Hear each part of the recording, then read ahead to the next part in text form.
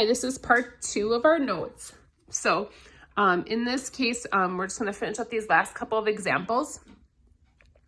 And we're just specific names for these quadrilaterals. I realize our homework assignment says a worksheet plus this. I'm just going to do this part of it, just the bookwork. So I will post book pages for you guys so you guys can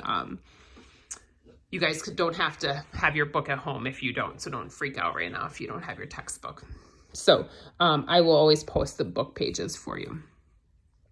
So we're going to look for the most specific name. So that's important. So kind of like if I called you guys all students or your parents called you all by your last names, try to be as specific as possible. So we're trying to make sure that we can be as specific as we can.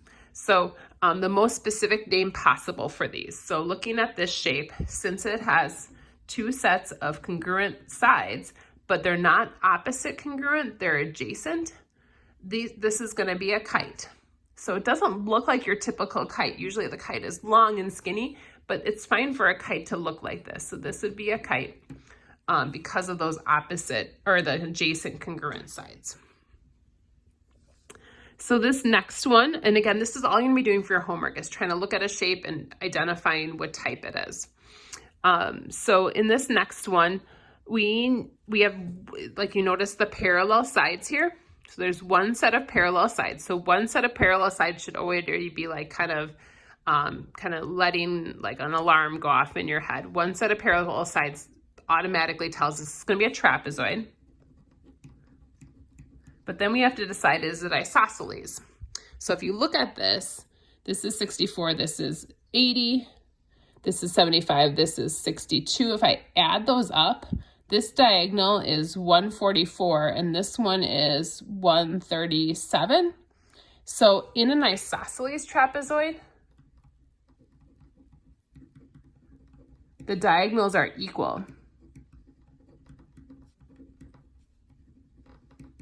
So this one is not isosceles for sure. So making sure that's clear, that we just specifically call it a trapezoid. We don't want to get too specific because that would be wrong in this case. And then this last one is just strange. So if you look here, I have the shape that has some markings. Don't mark anything else that you don't know already. So I have opposite sides are equal, only one pair though. So the only thing with one pair of opposite sides being equal is an isosceles trapezoid. Otherwise, they would have to tell me something about this over here, and they don't. So it kind of looks like it's 9, but I don't know that. If these kind of look like right angles, I don't know that. This is equal to that. The one diagonal is bisected, but the other one, they don't tell us anything about it. So we're kind of at a stuck point here. So this one isn't very specific at all. This is just a regular old quadrilateral. Just a four-sided shape. There's nothing specific or interesting about it that would give us any more information. Now, you might be starting to think, oh, could I do angle, can I do side angle side or something to figure out an angle or to figure out if those triangles are the same? There's nothing else we can do because this would be angle side, and we know that one doesn't work because that's our bad word, angle side. So this is as specific as you can be on this shape. Those are kind of the hardest ones, I think, because you're like, oh, that doesn't seem like good enough, but it is. All right, and then finally, it says our quadrilateral has at least one pair of opposite sides congruent. So at least one pair of opposite sides congruent. What type meet this? So one pair is fine. So again, that brought me up to the isosceles trapezoid.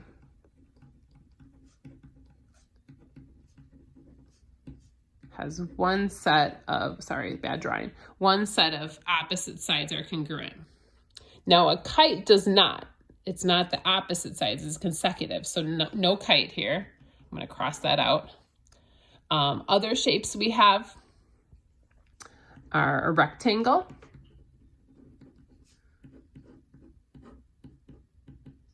So that one works. Square. That one works. Parallelogram also works. And then also a rhombus. So at least one pair of opposite sides, so that means 2 would be fine as well. So this one has 1, but these all have 2. All right, any questions at all? You can feel free, that was weird. Any questions at all? You can feel free to email me if you'd like. Sorry, I was waiting for a response. No one responded except for my dog sneezed. But that's that's me being used to being a teacher.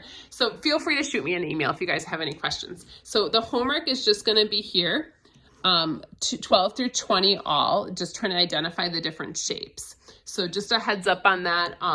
We are at the end of the chapter. I don't quite know how tests are going to work yet. I'm assuming we're going to have to do some online tests, but it's going to kind of have to maybe be some sort of scheduled time that we'd meet together. So just that you guys are aware, I'll kind of keep changing this as needed. Let me know if you guys have ideas or things that aren't working for you. Hope you guys are taking care.